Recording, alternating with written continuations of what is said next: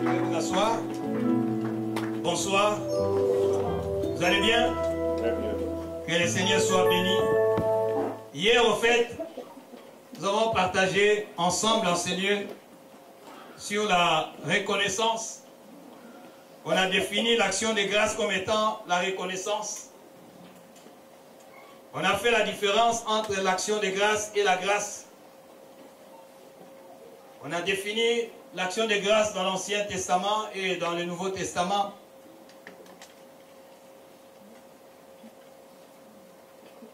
Et nous avons évolué.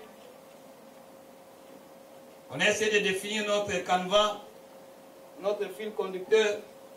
On a commencé par la définition de l'action de grâce. La valeur de l'action de grâce peut être bien comprise, la valeur de l'action de grâce, à travers différentes raisons qui nous poussent à offrir des sacrifices ou des actions de grâce. Et nous nous sommes inspirés du livre de Luc au chapitre 17, l'histoire des 10 lépreux.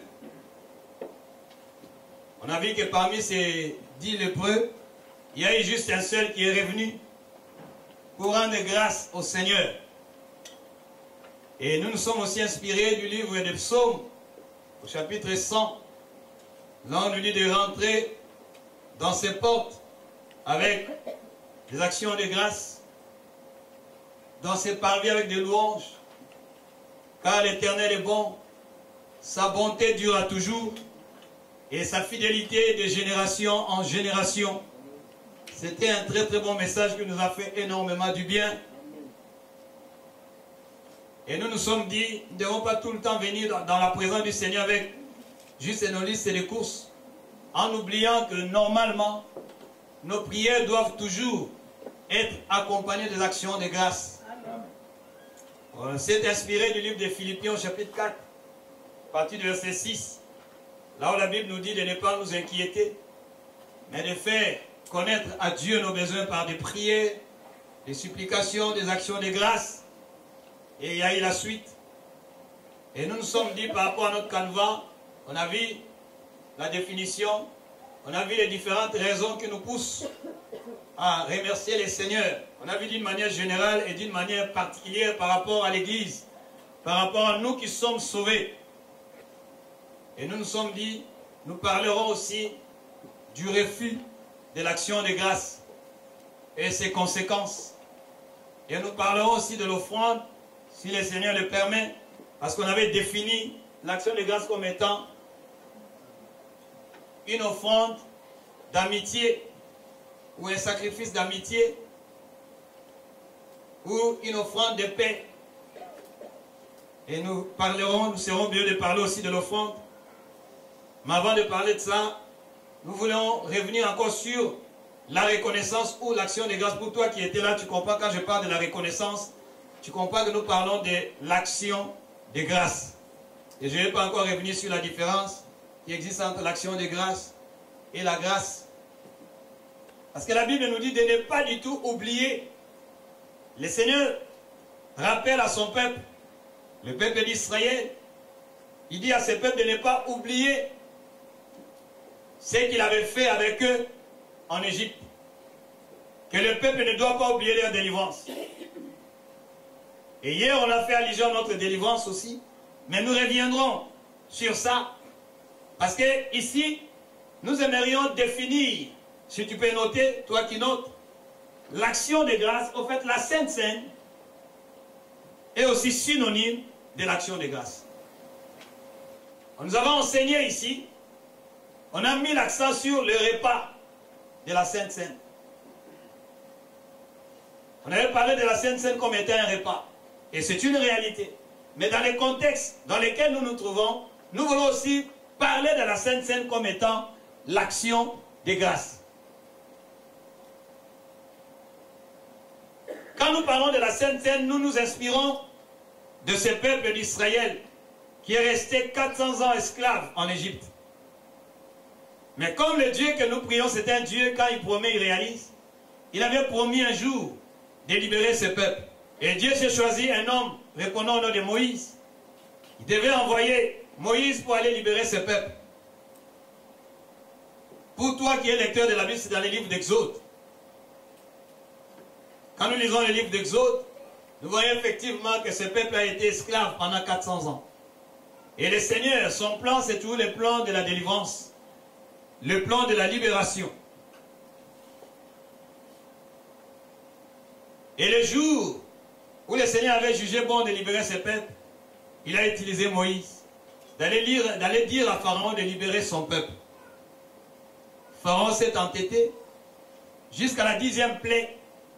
Et la 10e plaie, normalement, tous les premiers-nés devaient mourir afin que le peuple obtienne sa libération. Mais ce jour-là, il a fallu qu'on puisse immoler. Pour toi qui es lecteur de la Bible, tu peux lire dans les livres d'Exode, à partir du chapitre 11, chapitre 12, chapitre 13 et chapitre 14 pour une bonne compréhension. Mais ce jour-là, Dieu avait dit à Moïse de dire à son peuple d'immoler un agneau sans défaut, d'égorger l'agneau. Et on devait prendre le sang de cet agneau, mettre ici les lantons sur les portes. Et toute personne qui va se retrouver là où il y avait le sang de l'agneau, quand l'exterminateur allait passer, la vie de cette personne sera conservée. Et c'est ce qui s'était passé. Quand l'ange exterminateur est passé pour détruire, il y a eu des pleurs, il y a eu aussi des cris de joie. Il y a eu des cris de joie dans des maisons où il y avait la présence du sang de l'agneau.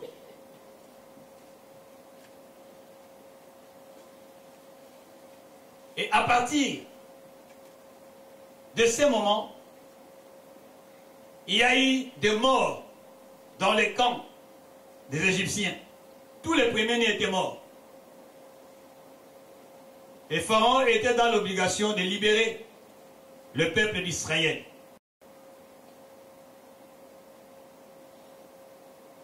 Mais eux aussi devaient, au fait, se rappeler de ce que Dieu avait fait avec eux. Je crois qu'on nous rappelle tout le temps, on parle tout le temps de la Pâque. Et on nous parlera encore de la Pâque peut-être au mois d'avril si Dieu le permet. La Pâque veut dire passer outre. En fait, partout il y avait la présence du sang. L'ange exterminateur devait passer outre. En fait, il ne devait pas détruire. Alors que la Bible nous dit que l'Ancien Testament, c'est l'ombre des choses à venir.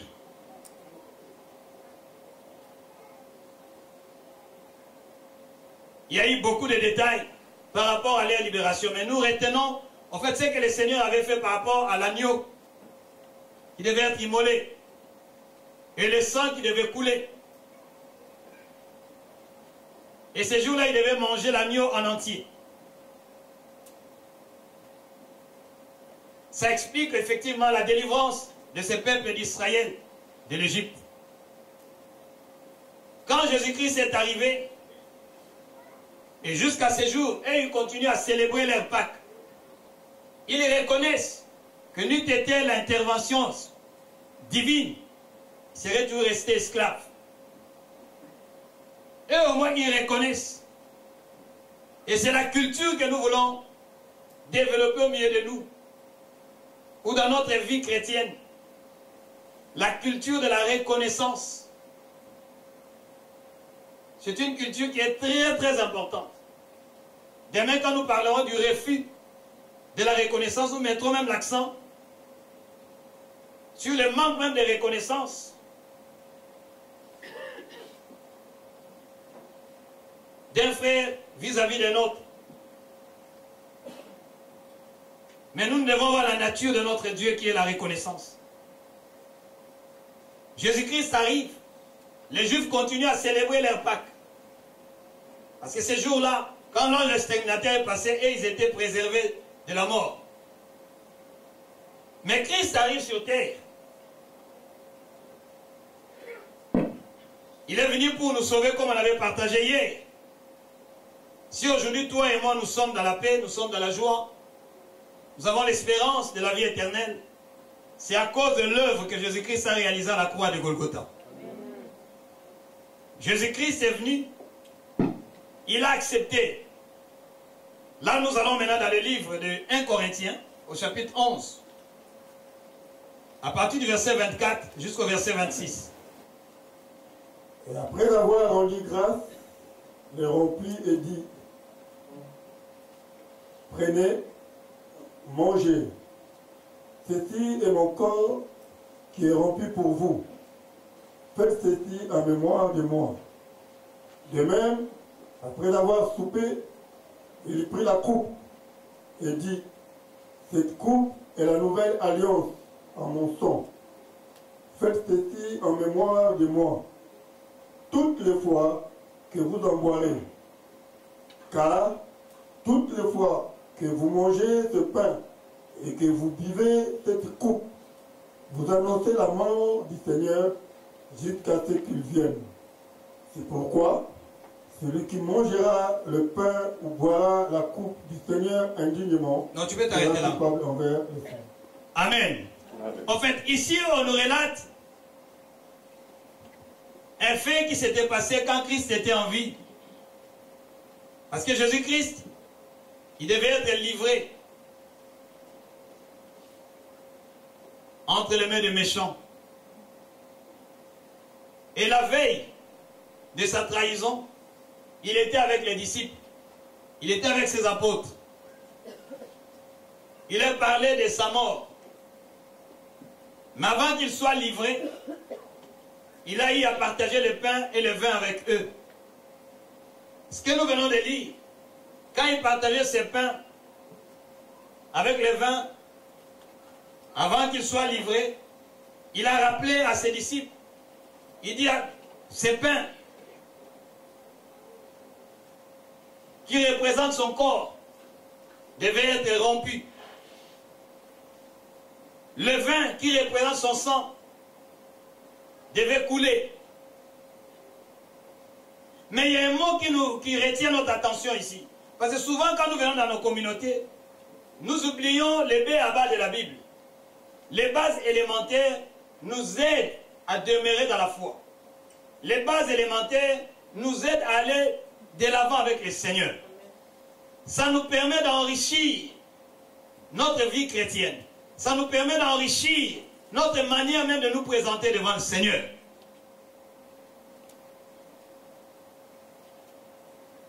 Ici, il y a un mot qui revient. Quand il a rompu le pain, il a dit à chaque fois, vous allez prendre ces repas, vous devez vous souvenir, vous devez vous rappeler de ma mort. Et quand il a pris la coupe qui représentait son sang, à chaque fois que vous allez boire cette coupe, vous devez vous rappeler de ma mort. Parce qu'à travers de sa mort, le sang a coulé. Quand on parle ici du pain, on fait allusion au corps que Jésus-Christ devait livrer à la croix. Jésus-Christ a donné son corps. Il a accepté, quand on parle de donner son corps, en fait, il a accepté de mourir à la croix de Golgotha. Pour que toi et moi, nous puissions obtenir la vie éternelle. Parce que souvent, quand on nous dit, faisons des actions de grâce, des fois, nous ne savons pas pourquoi je dois le faire. Et quand on va arriver au niveau même des offrandes, des sacrifices, ça devient compliqué. Pourquoi? Parce que nous ne réalisons pas ce que Christ a accompli pour nous. Comme nous le disons, nous ne sommes pas dans une religion. Nous sommes dans quelque chose qui est réel. Jésus-Christ a livré son corps. Le fait de rompre les pains était synonyme de briser son corps à la croix de Golgotha. Son corps a été meurtri. Son corps a été brisé. Ce corps a accepté la mort pour que toi et moi, nous soyons sauvés. Et il a versé son sang. Son sang a coulé. Et le sang de Jésus-Christ a coulé, non par plaisir. Mais si ce sang a coulé, c'était pour... Parce que quand on parle du sang ici, c'est un signe de la nouvelle alliance. J'aimerais bien que tu comprennes. Hier, on a parlé de la loi et de la grâce. On a parlé de cette loi qui règne dans l'être humain. Mais si toi, tu vivais à l'époque de l'ancienne alliance, tu ne serais jamais sauvé. Tu ne serais pas capable même de pardonner à quelqu'un. Le sang, c'est le signe de la nouvelle alliance. Parce que le Seigneur, à chaque fois quand nous regardons dans la Bible, nous n'aurons pas à rentrer trop dans le détail sur l'alliance, mais vous verrez, dans 90% des cas, toutes les alliances étaient concluses par le sang. Les meilleures alliances qui ont eu leur impact dans la Bible, c'était des alliances qui étaient conclues par le sang. Et Christ arrive. Il a versé son sang à la croix de Golgotha. C'était pour te permettre, pour me permettre, moi, de rentrer dans la nouvelle alliance. Parce que la Bible nous fait comprendre que pour que l'homme soit propre, pour que l'homme se rapproche de Dieu dans l'ancienne alliance, il a fallu qu'on puisse égorger. De la preuve en est que pour leur délivrance, l'agneau a été égorgé. Et le sang a coulé. Et à travers de ce sang, on a mis ça sur les linteaux. Toute personne qui était sous la protection de ce sang était préservée de la mort. Donc le sang de Jésus-Christ a coulé pour nous faire rentrer dans la nouvelle alliance. L'ancienne alliance était imparfaite.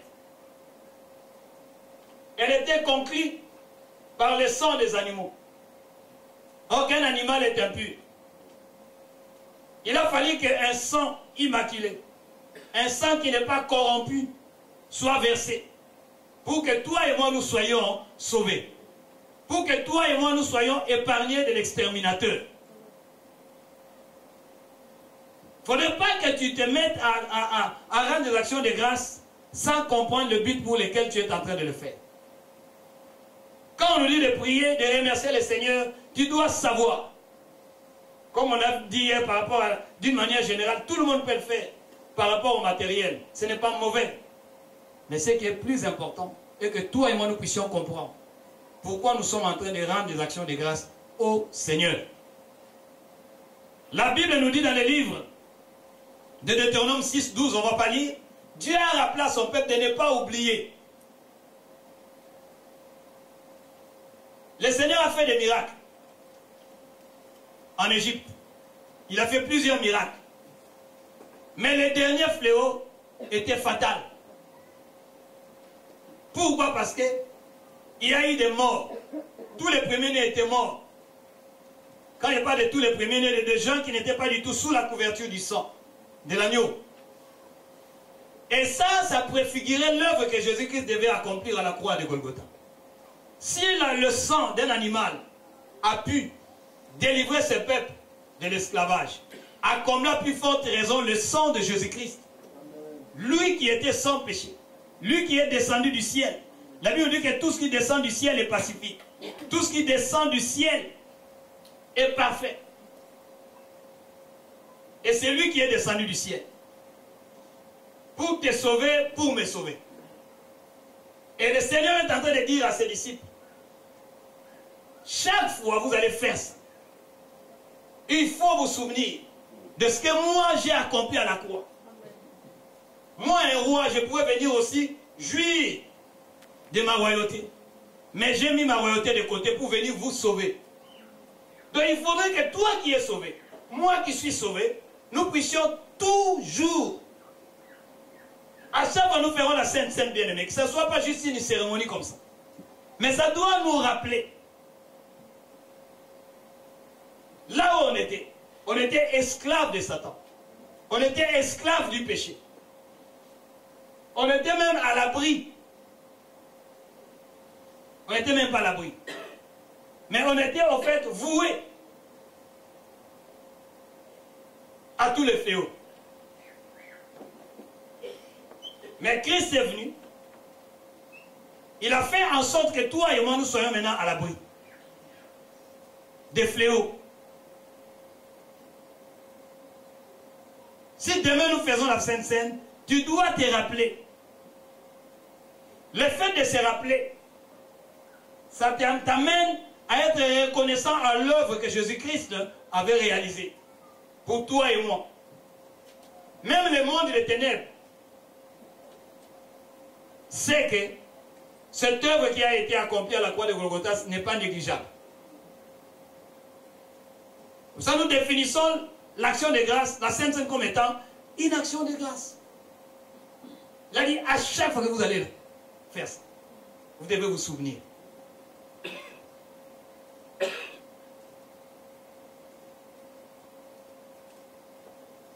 Toi et moi, nous devons toujours nous souvenir de cette œuvre. Alors hier, on a parlé de Luc.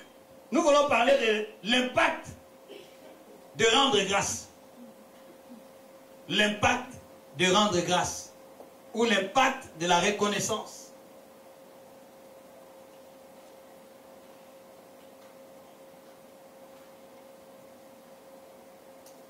Hier, on a vu avec notre frère qui est revenu seul dans Luc chapitre 17, les versets 17 à 18.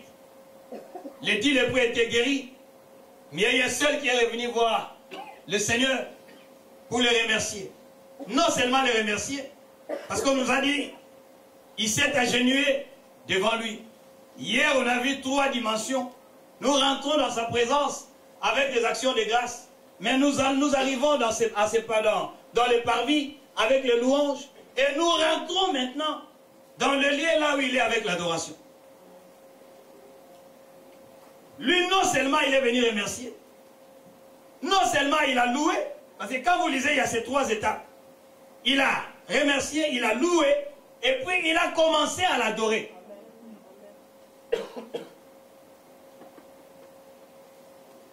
Parce qu'il a reconnu que si aujourd'hui il est guéri, c'est à cause de cet homme.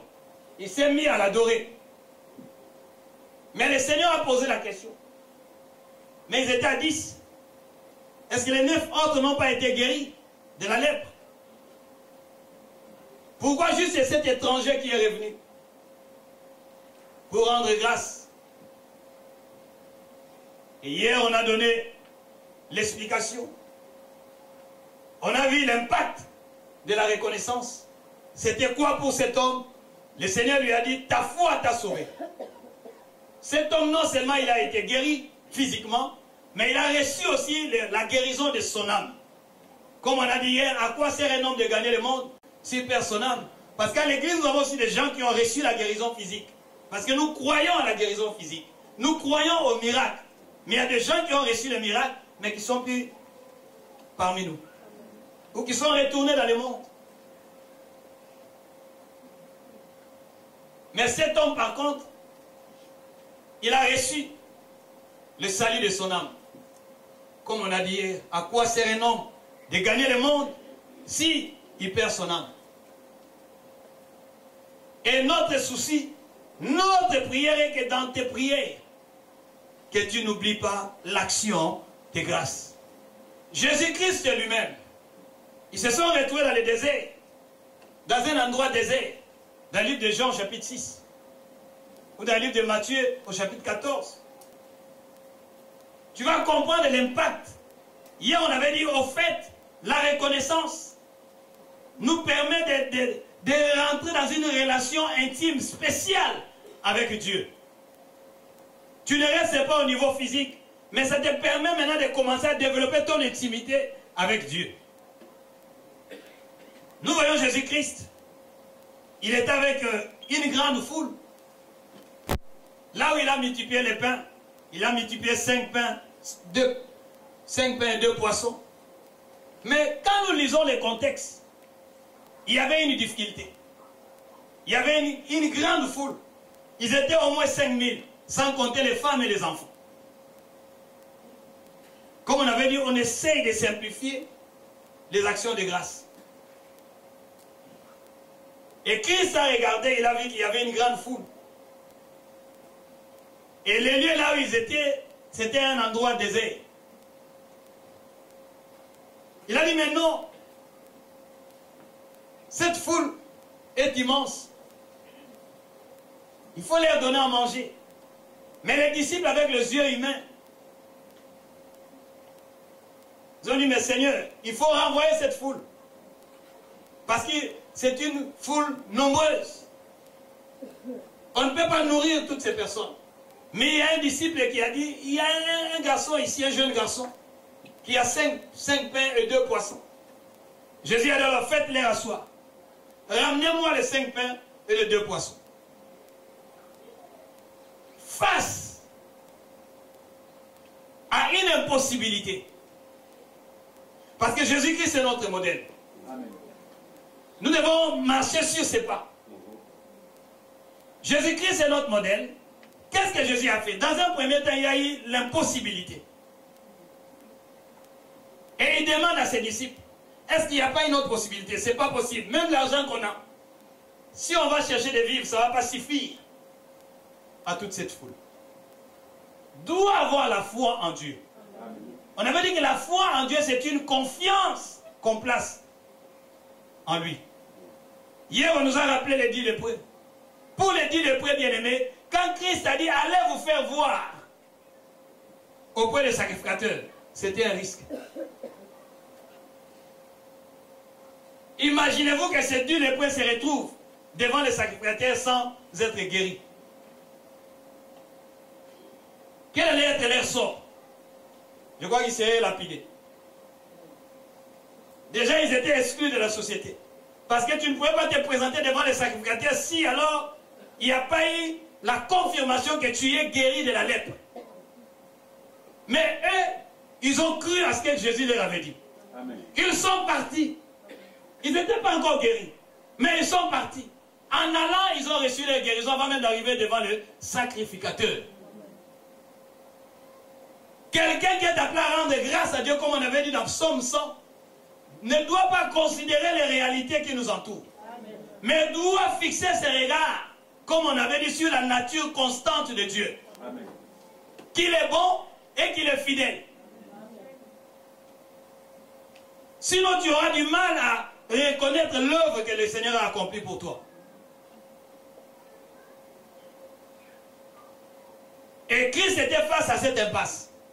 Il a dit, bon, si cela est ainsi, demandez à ces jeunes hommes de venir aller récupérer les 2 poissons et les 2 pains. Mais ce qui me touche dans ce contexte bien-aimé, souvent nous croyons qu'en faisant de longues prières, le Seigneur va nous exaucer. Pas nécessairement. Que ça ne soit pas un séminaire de plus, mais que ça fasse partie de notre vie. Il est notre modèle, comme je disais tout à l'heure. Face à cette difficulté, une foule immense d'au moins 5000 personnes. Et s'il faut compter les femmes et les enfants, je crois que c'était une foule, je ne sais pas, de plus de 15 000 personnes. Mais Jésus-Christ n'a pas paniqué. Là-bas, on n'a pas dit que Christ a commencé à prier. Je chasse les démons de ceci. Non. Il était calme. Il a pris le pain et les poissons. Qu'est-ce qu'il a fait? Il a rendu grâce. L'impact de l'action de grâce. Le fait de rendre grâce au Seigneur. Le pain et les poissons se sont multipliés. Ne néglige pas l'action de grâce. Ici, nous parlons maintenant de l'impact de rendre grâce au Seigneur. Rendre grâce veut dire être reconnaissant. Rendre grâce, au fait, ce n'est pas parce qu'on te demande de rendre grâce, mais tu ressens. Il faut que tu ressentes ça en toi. Parce que si tu le fais par formalité, rien ne va se faire. Mais tu dois ressentir de la reconnaissance. Face à l'épreuve, face aux difficultés, face aux problèmes de la vie que tu rencontres, tu dois ressentir que je dois rendre grâce au Seigneur. Jésus n'a fait que rendre grâce. Or que rendre grâce, c'est aussi une prière. C'est une prière de reconnaissance. Tu reconnais, comme on avait dit un jeudi ici, je reconnais qu'il peut tout. Dans ce contexte, ce n'était pas seulement une simple reconnaissance, mais c'était une prière de reconnaissance. Je me fais comprendre. Amen. Parce qu'il était face à des difficultés. Il devait faire quelque chose. Mais il n'a fait que reconnaître qu'il était Dieu. Il a fait la prière de reconnaissance. Il a rendu grâce. Je crois que si toi et moi nous étions là, on allait dire, mais finalement, c'est quel genre de prière? Il devait normalement chasser ceci, appeler ceci, cela. Mais lui, il n'a fait que rendre grâce. Nous négligeons cet aspect dans notre vie. Je me rappelle une fois, ça remonte, peut-être à plus de 30 ans. Il y avait une sœur. Quand je raconte ça, c'est comme ça s'est passé hier. Bien aimé, il y a une puissance dans la reconnaissance. Cette sœur, son fils avait un problème. Et je suis passé la voir. En fait, je suis allé, j'ai vu effectivement que la plaie était béante de son ombril. Je n'étais même pas prédicateur. Je n'étais pas responsable d'une église. Mais je suis allé, quand j'ai vu la sœur, c'est pour ça que j'ai dit, en fait, ça marche de pair avec la foi. Quelqu'un qui a confiance, qui a foi en Dieu, est appelé des fois quand tout le monde est paniqué, lui ne fait que rendre grâce à Dieu.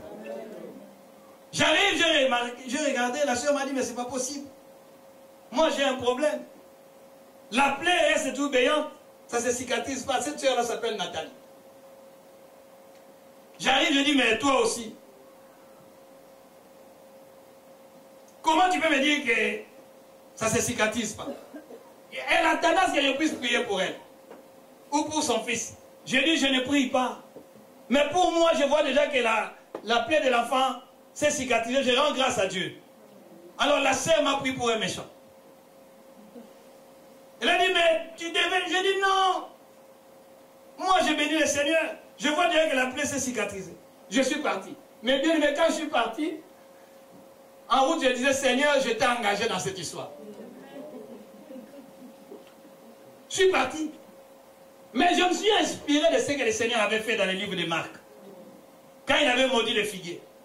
Les disciples étaient là. Ils n'avaient pas vu que le figuier avait séché. Mais Jésus a fait exprès pour qu'il retourne par là. Nous prions un Dieu vivant. Amen. Un grand Dieu. Amen. Alors le lendemain, je vais repasser par là. Je suis repassé. Je ne te dis pas quelque chose que j'ai lu dans un livre. Je l'ai expérimenté. Je repars voir la soeur. Je lui suis venu voir l'enfant. Elle m'a dit, tu es sorcier toi. Elle m'a dit, pourquoi? Oh, mais ça s'est cicatrisé. On a commencé à rendre grâce à Dieu. Souvent, nous croyons qu'il faut alors se casser un morceau pour que Dieu nous écoute. Pourquoi? Parce que nous ne réalisons pas l'impact, la puissance, la valeur de rendre grâce à Dieu. Parce que quand nous rendons grâce au Seigneur, le Seigneur reconnaît, le Seigneur réalise effectivement que tu élèves le Seigneur au-dessus de toutes choses. Amen. Même si les choses se compliquent. Mais je ne veux pas que ça soit un slogan. Mais que toi-même tu ressentes ça. Que je dois rendre grâce à Dieu. Amen. Regardez ce qui s'est passé dans le livre de Jean. Au chapitre 11 encore. Là je donne les exemples du Maître. Christ et Jésus. On lui dit que Lazare est en train de pourrir. Son corps, ça sent déjà mauvais. Jean chapitre 11. Le Seigneur arrive. Au lieu d'être paniqué, au lieu de commencer à faire de longues prières, il leur a demandé seulement d'ôter la pierre. Mais quand, en fait, lui, sa vraie prière était, il a commencé d'abord à rendre grâce. Et quand nous lisons ce qu'il avait dit ces jours-là, Il a dit, en fait, je ne prie pas pour moi. Mais je prie pour les gens qui m'entourent. Pour qu'ils connaissent, pour qu'ils savent que toi, tu m'exauces toujours. Est-ce que tu peux atteindre cette dimension? Vous savez, à d'autres prières que nous faisons, moi, je suis sûr que Dieu écoute, mais parce que toi, tu es là, je fais cette prière. Il y a d'autres prières, des fois, il faut crier parce que pour que tu comprennes que nous sommes en train de prier. Mais normalement, je n'ai pas besoin de crier pour ça.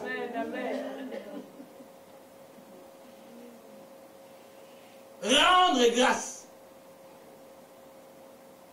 Quand il a rendu grâce, après, il a donné l'ordre. Lazare, sors. Parce que l'essentiel était déjà fait. Mais nous, quand nous rentrons, nous commençons déjà à demander, Seigneur, donne-moi ceci. Tu vois, les démons de tellement mettre. Non, tu n'as pas besoin de ça. Remets les choses dans leur contexte. Commence à rendre grâce. Je répète, ça va de pair avec la foi. La foi ne regarde pas aux impossibilités. Et Dieu aime ça. On avait partagé ici avec vous. Qu'est-ce qui te permet d'être agréable à Dieu? Qu'est-ce qui permet à Dieu de t'exaucer? Hébreux 11, verset 6. Car il est impossible d'être agréable à Dieu sans la foi. Il faut que la personne qui s'approche de Dieu croit qu'il existe et il est le rémunérateur de tous ceux qui les cherchent. Voilà. Des fois, nous compliquons les choses. Quelqu'un qui a la foi, il commence à rendre grâce et le Seigneur voit effectivement, c'est ce que j'aime moi. C'est l'attitude que j'attends de toi. C'est l'attitude que j'attends de l'Église. C'est l'attitude que j'attends de mes enfants. Mais ce qui se présente en premier, c'est la panique. Nous paniquons. Je lisais encore l'histoire qui m'a encore fait du bien dans la Bible. L'histoire de Paul. Jean chapitre 6 à partir du verset 11. Là où Jésus a rendu grâce. Tu peux noter, au fait, quand nous parlons de l'impact de l'action de grâce, au fait, l'impact de rendre grâce, quand quelqu'un a compris l'impact de rendre grâce, en fait, ça lui procure, ça lui donne le courage. Je lis par la grâce de Dieu. Amen. De Rome vint à notre rencontre jusqu'au forum d'Appius et aux 3 tavernes. Le frère qui avait entendu parler de nous, Paul, en le voyant, rendit grâce à Dieu et prit courage. Amen. Amen. En fait, ici, Paul est passé par beaucoup de péripéties. Mais quand il arrive, il rencontre ses frères. En fait, le premier réflexe qu'il a eu à faire, c'est de rendre grâce. Et quand il a rendu grâce, ça lui a procuré le courage. Quelqu'un qui a compris la dimension de l'action de grâce, le fait de rendre grâce, tu auras un courage que les autres n'ont pas. Hier, on a dit l'esprit que nous avons reçu, ce n'est pas un esprit de peur. Ce n'est pas un esprit de timidité, mais un esprit de force, un esprit de courage. Ça te donne un courage que les autres n'ont pas. C'est que les autres ont peur de faire, mais toi tu le fais. Parce que tu as réalisé l'impact de l'action de grâce. Quand tu rends grâce au Seigneur, ça te permet de transcender. Et toi-même, tu ne comprends pas d'autre courage que tu as dans la vie. Tu te poses des questions d'où me vient ce courage. Mais parce que tu as appris à rendre grâce au Seigneur. Il y a une sœur qui m'a parlé d'elle. Quand elle a commencé à me parler de son histoire, j'ai réalisé effectivement, quand tu rends grâce au Seigneur, ça te donne un courage que tu n'avais pas. Je vais parler de cette sœur qui est dans la salle. Cette sœur attendait de recevoir son diplôme. Là, déjà, elle a compris, je parle d'elle. Elle était sûre. On a prié pour elle. On a même gêné. Vous savez, on avait dit, rendez grâce à Dieu en toutes circonstances. Éphésiens 5, 20. On a dit, rendre grâce à Dieu, ce n'est pas une option, mais c'est un commandement. C'est compliqué des fois. Alors, qu'est-ce qui s'est passé? Cette sœur attendait son diplôme. Elle a fait 3 ans d'études. On était tous sûrs qu'elle va décrocher son diplôme. On lui a fait des vacheries. Mais quand elle nous relatait, elle a dit ces jours-là, il fallait qu'elle soit notée. On l'a mal notée, ce n'était pas du tout vrai. C'était des mensonges. Elle m'a dit, j'ai senti. Comme c'est vrai, elle dit, au fait, rendre grâce, tu dois sentir ça. Et elle, quand la dame lui a fait de méchanceté, elle a senti en elle la colère monter. Elle a dit, ces jours-là, si elle avait une bombe, elle pouvait poser ça. Parce qu'elle ne s'attendait pas à ça. Elle s'attendait à tout sauf à ça. Elle a senti. Prête à faire du mal. Elle est sortie. Elle est rentrée chez elle. Elle n'arrivait pas à digérer ça. Elle a dit, mais que dois-je faire? Elle est allée prendre le résultat. C'était encore catastrophique. On l'a même exclu. Mais quand elle est rentrée à la maison, après les résultats, elle s'est mise à rendre grâce à Dieu. Elle est rentrée, du coup, dans un programme de prière d'une semaine. Elle est rentrée dans ce programme. Un moment, elle a ressenti une paix qu'elle n'a jamais ressentie. Elle est dans la salle. Elle peut témoigner. Elle a dit, moi-même, je n'ai pas compris. Maintenant, je peux vous dire que je suis en paix.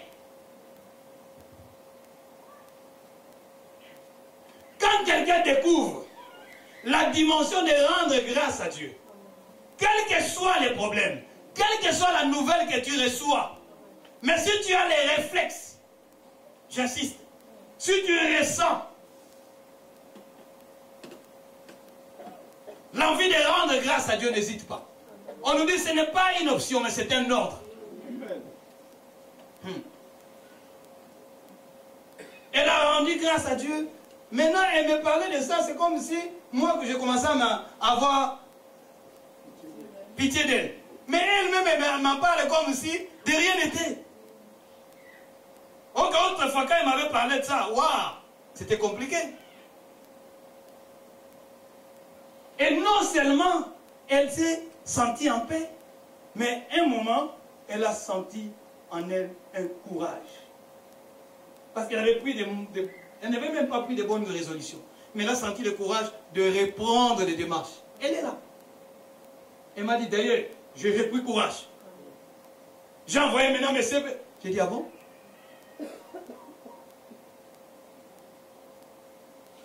Rendre grâce à Dieu déclenche des attitudes que toi-même tu ne maîtrises pas. Amen. Je t'en prie que ça ne soit pas un slogan.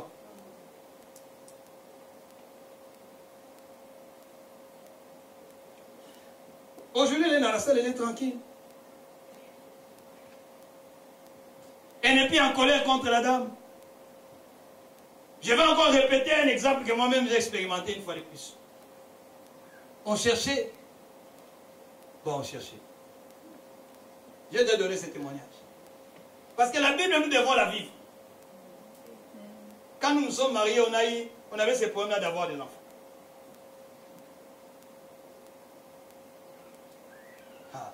On est rentré même en prière. Prier n'est pas mauvais. Ce n'est pas mauvais de prier. La prière n'est pas mauvaise. Ce n'est pas mauvais de prier. De notre vie de tous les jours, c'est la prière. Donc nous avons expérimenté ce que Daniel avait fait. Ce que Daniel aussi avait expérimenté. Parce que nous nous sommes inspirés de Daniel. Vous voyez? Mais on a prié jusqu'à la fin. On a béni le Seigneur. 3 mois après, mon épouse est tombée enceinte. Elle est tombée enceinte. On s'est mis encore à louer le Seigneur. Alléluia, Dieu écoute la prière. 3 mois après, une nuit, elle m'appelle. Au milieu de la nuit. Eric, tu peux venir? Déjà, tu sens la voix, tu comprends que ah là, c'est compliqué. Qu'est-ce qui se passe? Oh, regarde. Alors, bien aimé, c'est facile de dire rendre grâce à Dieu en toutes circonstances. C'est très facile. Mais il faut le vivre. J'étais là, excusez-moi le terme, elle était aux toilettes et c'était le sang qui coulait. Et c'était l'enfant qui sortait.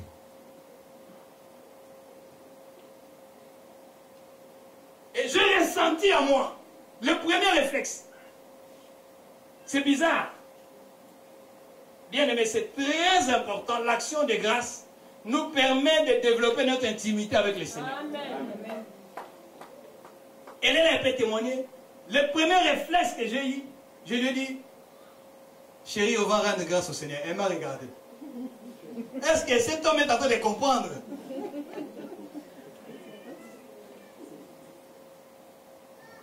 Je dis, nous allons rendre grâce. Je dis, rendre grâce, c'est synonyme de remercier le Seigneur. On s'est mis à remercier le Seigneur. Alors, elle me regardait, je comprenais aussi, elle avait la douleur. On a remercié le Seigneur. Seigneur, tu sais, dans des cas comme ça pour dire que Dieu, tu es bon. Tu vas voir tous les sorciers de la famille. Là, Psaume 100, versets 4 à 5, il faut l'enlever de la Bible. Oui. Tu es bon. Tu permets tout. Rien ne peut nous arriver. Si toi, tu l'as permis. Tu es l'auteur de ceci, cela. Les mots et les biens viennent de toi. On a rendu grâce au Seigneur. Et ça nous a donné la paix. Ça ne nous a pas empêché de repartir. Et 3 mois après encore, le Seigneur donne un autre enfant. Et aujourd'hui, on en a 5. C'est compliqué. Hein? On commence même à dire, Seigneur, tu peux arrêter là.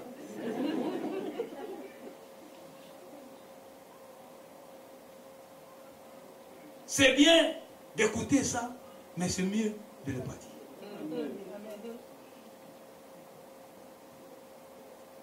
Parce que souvent, nous ne faisons que demander. Tu ne peux pas avoir le courage de rendre grâce à Dieu quand quelque chose qui paraît difficile à tes yeux ou qui paraît mauvais. Tu dis, mais Dieu est méchant. Mais je te rappelle tout simplement, il est bon. Sa fidélité, de génération en génération, sa bonté dure à toujours. Hier, j'avais dit, ce n'est pas parce que tu as perdu le bébé, ce n'est pas parce que tu as perdu le travail que ça annule la bonté de Dieu. Je reviens encore à Ésaïe 55, versets 8 à 9. Il faut retenir ces versets. Vous avez déjà parlé de ça hier. Autant les cieux sont éloignés de la terre, autant nos pensées ne sont pas les pensées de Dieu. Autant ses voies ne sont pas les nôtres. Dieu peut te faire passer par cette voie-là pour que demain tu puisses voir sa gloire. Mais ce qu'il demande est que nous puissions développer l'aspect de rendre grâce.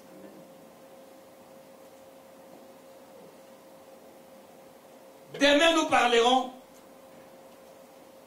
du refus de la reconnaissance. Nous ne loupons pas. Nous verrons ses conséquences. On commence à parler même de l'humanité. Il ne faut pas louper. Comme on a dit d'ailleurs parmi les 10 lépreux, les 9 ont loupé ce qui était essentiel. Alors que nous nous approchons du Seigneur pour garder ce qui est essentiel. Non nous attarder aux futilités. Nous en avons besoin. Mais de ne pas perdre ce qui est essentiel. Et je n'aimerais pas que toi aussi tu sois parmi les gens qui sont ingrats à l'égard de l'Éternel. C'est la fin de l'année. Il faudrait que chacun de nous soit reconnaissant à l'égard de l'Éternel. Anne a été reconnaissante à l'égard de l'Éternel. Elle demandait un enfant. Mais quand Dieu lui a accordé un enfant, elle a été reconnaissante. Nous verrons même Elkanah, le mari de Anne. il a été toujours reconnaissant. Chaque année, il allait offrir à Dieu. Chaque année, c'était un signe de reconnaissance. C'était l'attitude de reconnaissance. Il avait compris que chaque année qui passait, il devait faire quelque chose pour le Seigneur. Je ne sais pas si ça fait partie de ta culture, de ton fonctionnement.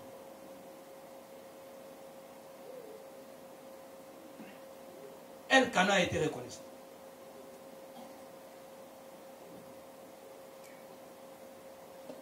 Nous parlerons de psaume 50 verset 14. On va faire un rapprochement avec le verset 15. Parce que souvent quand nous parlons de psaume 50, nous parlons beaucoup plus du verset 15. Là on nous dit invoque-moi au jour de la détresse. Je te répondrai et tu me glorifieras. Mais nous aimerions rapprocher ce verset 15 du verset 14.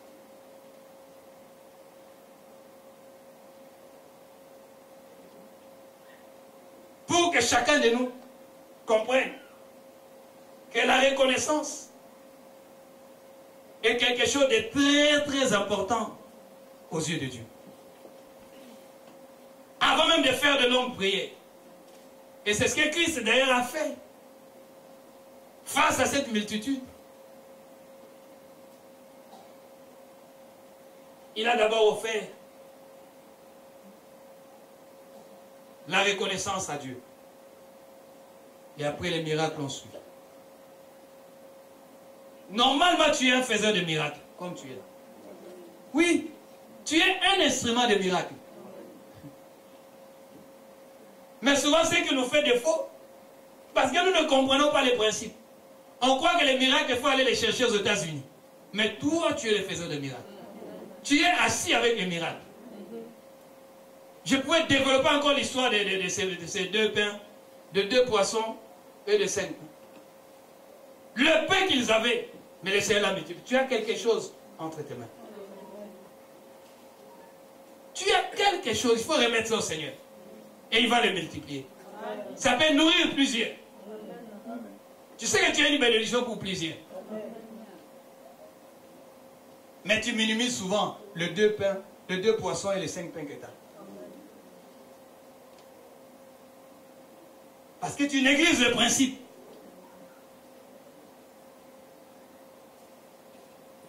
Il va passer par toi. Comme c'était le cas de ces jeunes hommes. Les disciples ont dit non, même si on va acheter, avec l'argent qu'on a, ça ne va pas suffire. Donc nous, qui voulons rendre grâce au Seigneur, j'insiste, ayons la foi. Et cette foi, c'est chercher à être agréable tout simplement au Seigneur.